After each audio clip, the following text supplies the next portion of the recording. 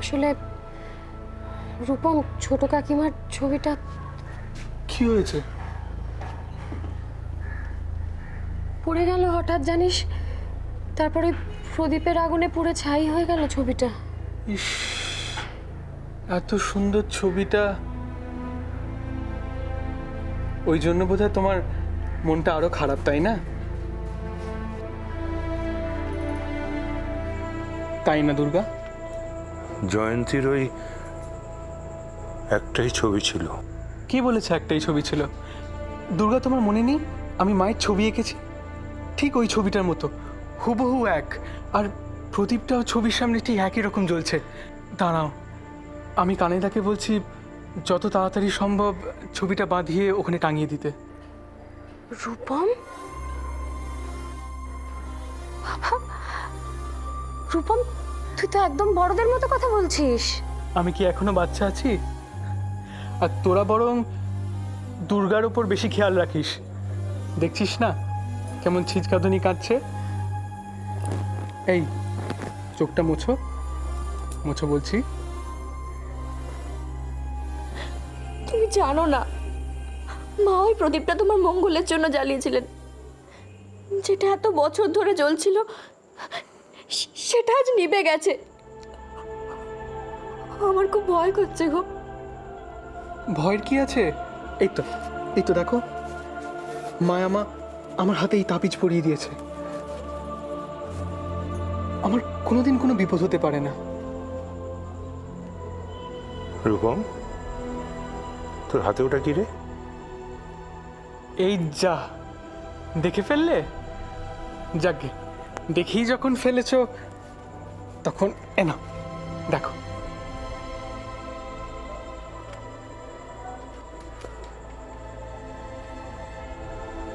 শরণাগত দীনার্ত পরিত্রাণ পরায়ণে সর্বস্বার্থে হরে দেবী নারায়ণী নমস্তুতে। এই মন্ত্র কে লিখেছে? আমি লিখেছি, তুমি তো শিখিয়েছিলে। তুই লিখেছিস? পাতা ভর্তি লেখা, নির্ভুল বানান, এরম মুক্তোর মতো হাতের লেখা। সত্যি বলছিস বাবা, তুই লিখেছিস? বারে, আমি কি মিথ্যে বলেছি কখনো? তিতলি, তিতলি দেখ কি করে সম্ভব এটা, দেখ।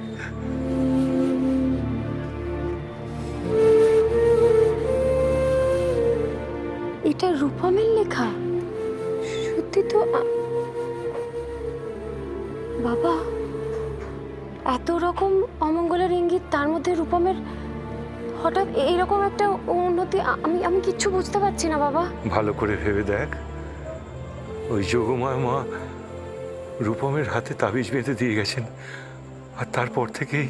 আর সেই জন্যই যত অশুভ ঘটনাই ঘটুক না কেন, রূপমকে কিচ্ছু স্পর্শ করতে পারবে না, তাই তো? এইটুকু সময়ের মধ্যে রূপমের এরকম আশ্চর্য উন্নতি, এর তো আর কোনো ব্যাখ্যা নেই, বলো? যে করেই হোক তিতলি, এই বাড়ির ওপর থেকে অশুভ ছায়াটা সরাতেই হবে। তার জন্য ওই মা যোগমায়া শরণাপন্নই হতে হবে।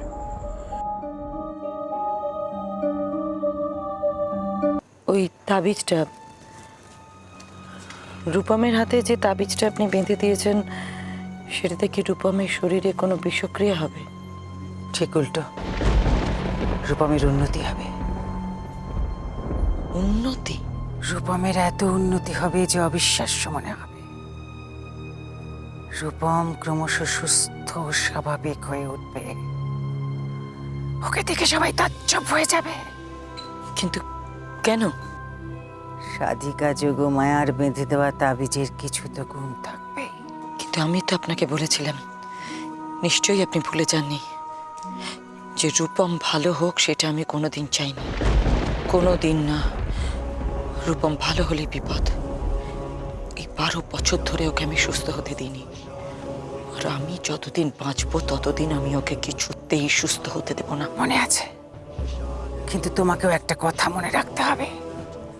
সাধিকা যোগমায়ের উপর নিঃশর্ত ভরসা না করতে পারলে তোমার লক্ষ্য পূরণ হওয়া সম্ভব নয়।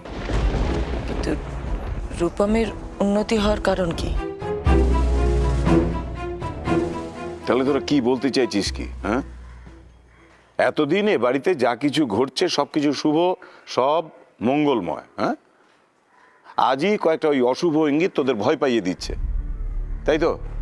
দেখো, আমি শুভ অশুভ বলে কিচ্ছু বিশ্বাস করি না। আজকে যেটা আমার কাছে শুভ, কালকে তো সেটাই তোমার কাছে অশুভ হতে পারে, তাই না? তোমরা একটু যুক্তি দিয়ে কথা বলো না।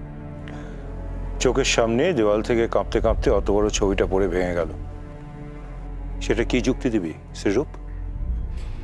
আছে বাবা, নিশ্চয়ই কোনো না কোনো যুক্তি আছে। আচ্ছা, এরকম অনেক সময় হয় না যে যে অল্প মাত্রায় ভূমিকম্প হয়, আমরা টের পাই না, অথচ সেটা যন্ত্রে ধরা পড়ে? সেরকমই হয়তো কিছু একটা। আর ওই প্রদীপটা, হাজার চেষ্টা করে যে নিভে যাওয়া প্রদীপটা জ্বালানো গেল না, সেটা কি বলবি? তিতলি, সেটা আমার থেকে ভালো ব্যাখ্যা দিতে পারবেন সাইকোলজিস্ট। তার কাছে যা, তিনি তোকে পরিষ্কার করে বুঝিয়ে দেবেন কেন তোরা প্রদীপটা জ্বালাতে পারিস না। আসলে দুর্গা জ্বালাতে পারেনি তো, সেই জন্য তোদের অবচেতন মনে। না না সেরূপ, আমি নিজের চোখে দেখেছি, ব্যাপারটা তো সহজ নয়। ওরে বাবা, সহজ হোক আর কঠিন হোক, কোনো বুজরুক এসে এ বাড়ির কোনো সমস্যার সমাধান করতে পারবে না। ওরে দীনবন্ধু, তুই আবার নতুন করে কোনো উটকো বুজরুককে ঘরে ঢুকিয়ে অশান্তি বাড়াস না। বুজরুক? কাকে বুজরুক বলছো তুমি দাদা? উনি কল্যাণী মায়ের শিষ্যা, ঈশ্বরের সাধিকা।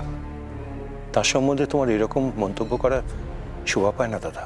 তুই কি বলতে চাইছিস ওই ভদ্রমহিলা ভগবানের কোলের মেয়ে, ঈশ্বরের সাক্ষাৎ এজেন্ট? কিন্তু জেঠুমণি, রূপমের তাবিজটা। এত অমঙ্গলের মধ্যেও ওই তাবিজটা ধারণ করে রূপমের যে একদিনের মধ্যে উন্নতি হয়েছে, সেটা কি তোমাদের কারুর চোখে পড়েনি? এটা কিন্তু ঠিক যে রূপম হঠাৎই কিরকম ম্যাচিওর মানুষদের মতো কথা বলছিল। ও অদ্ভুতভাবে দুর্গাকে সান্ত্বনা দিচ্ছিল। পুড়ে যাওয়ার ছবিটার দিকে দেখিয়ে বলছিল যে ওটার জায়গায় ওর আঁকা ছোট কাকিমার ছবি ওখানে টাঙিয়ে দিতে।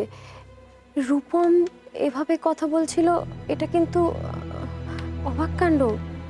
তাছাড়া যে ছেলে নিজের নাম পর্যন্ত লিখতে পারত না, আজকে সেই ছেলে দুর্গা নাম মুক্তোর মতো অক্ষরে পাতা ভরে লিখে দেখাচ্ছে। আচ্ছা বাবা,